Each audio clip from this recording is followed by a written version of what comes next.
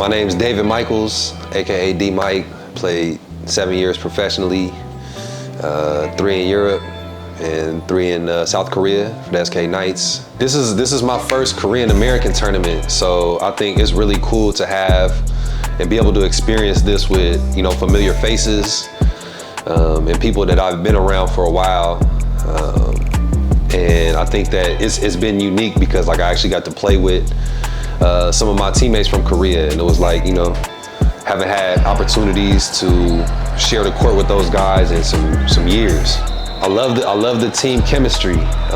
We only met each other yesterday, really, and haven't had a lot of practice time, but I feel our goals are aligned, and we've had a lot of time to kind of get to know each other, spend time, going around eating, played a couple games today. So I feel like, we have the right mentality for this group.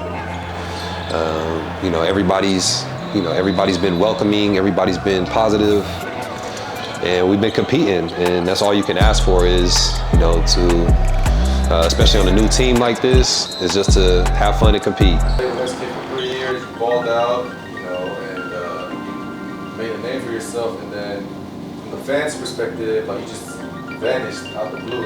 Nobody heard from you, and I don't think they were able to really hear your side of the story. So you want to kind of talk about that? Okay, yeah. So you feel like you're not in Korea when everybody knows you should be playing in Korea, right? Man, yeah. So I mean, from my end, man, it kind of sucked because from my understanding, the rule that I had to abide by was the permit that I obtained through my mother's previous citizenship only allowed me to play basketball in Korea for 3 years.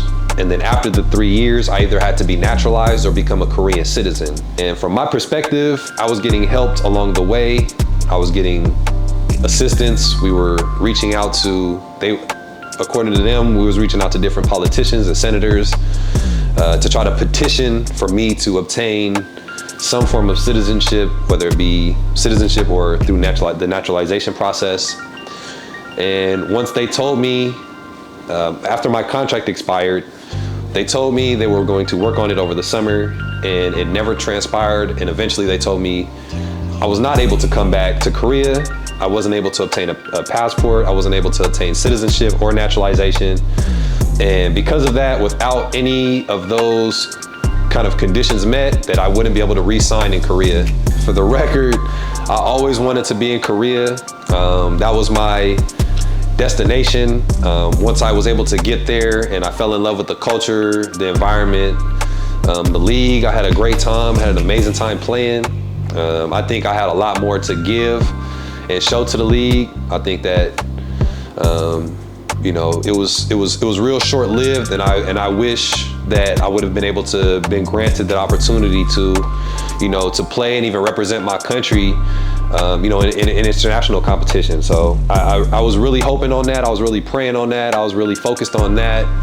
I wanted to stay. I always have wanted to stay, and I did everything in my power to stay. From my knowledge and from my side of things, I've always tried to pursue an opportunity in Korea. So, I think that if I ever got the opportunity again, I would love to come back. I would love to compete in front of all those fans. I had so much fun. And, that environment, it's nothing like, playing in front of those fans. So, if that ever came up again, I would definitely want to come back.